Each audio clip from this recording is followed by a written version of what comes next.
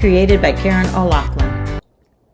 In this video, we are going to show an example of pseudocode and how we can use it to use incremental design in creating some modules. Pseudocode is half English and half code, and it's often used to plan logic and to structure your code, and it's used for brainstorming.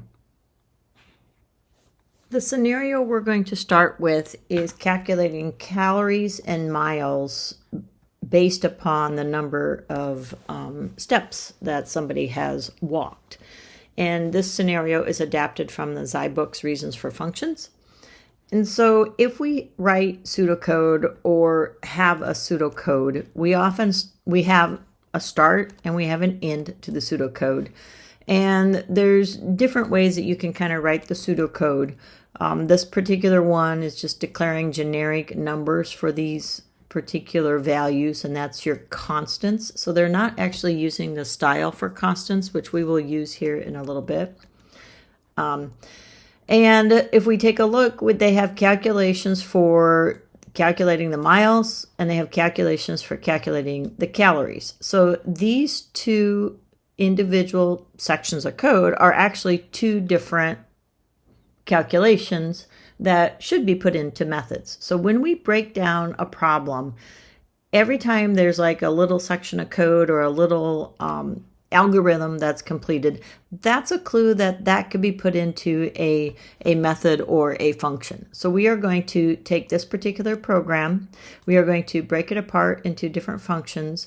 We're going to demonstrate how it might look in pseudocode with doing that, and we're also going to demonstrate good programming practices and take all of our declarations here and make them constants. In the Coral language, if you guys have been working with a book, you would not be able to declare and assign a value on the same line, but we can do that in Java. So you're going to see a little bit of Java in our pseudocode. You'll see a little bit of Coral in the pseudocode, and it doesn't really matter what language, but you're going to see a mixture. Before we jump in and see how we created the modules for our scenario, let's just remind you of the reasons for modularity. When you use modularity, you make your code rad, which means it's reusable. You can take the modules you write and use them in other places. It's reliable. It's easier to debug, which makes the code reliable. And once a method is working, then you can rely on it. It provides abstraction, which means you don't need to know the details inside the module. You just know or want to know that it works. And then it allows us to divide and conquer our work.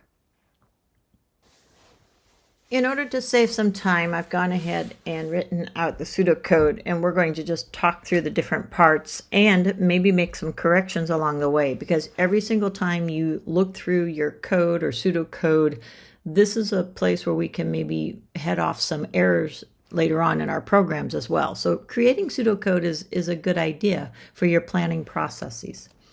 So in this particular program, because I know I'm going to be writing some methods or functions, I have a main driver, is what I would call it. So I have start main. I have my declaration section. We are declaring our variables.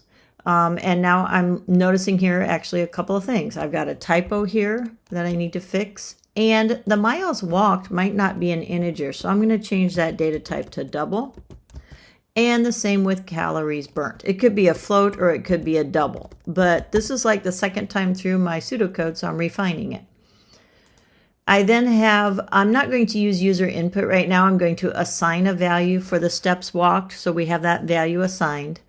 And then you see my method calls right here. I'm calling steps to miles and steps to calories. And those methods are going to be defined elsewhere and assigning it to my local variables.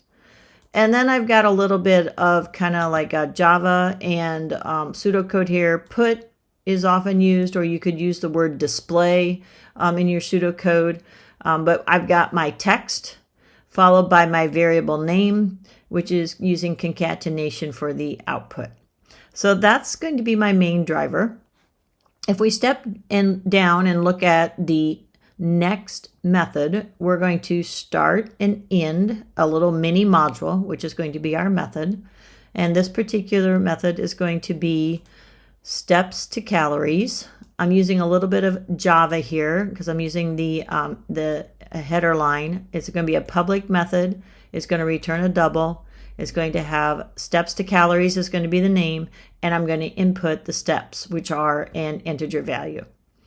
Then I've declared some constants. Our previous example did not have these constants declared. I'm declaring some constants here, and I will need to add some data types to them in Java. I'll just wait to do that there. I've declared a couple variables, and then I've done my calculations. And in Java, remember, we need a return value in order to return a value. And this is pretty common in pseudocode to have that word return if a value is being returned or sent back from a method to the main driver. So the value that gets calculated in steps to calories, which would be this one, is going to be assigned to calories burnt. So it's returning a value. When you return a value, you should do something with it. So we are assigning it to calories burned. Our second module is steps to miles. And in this second module, very similar, I've got my start and I've got an end.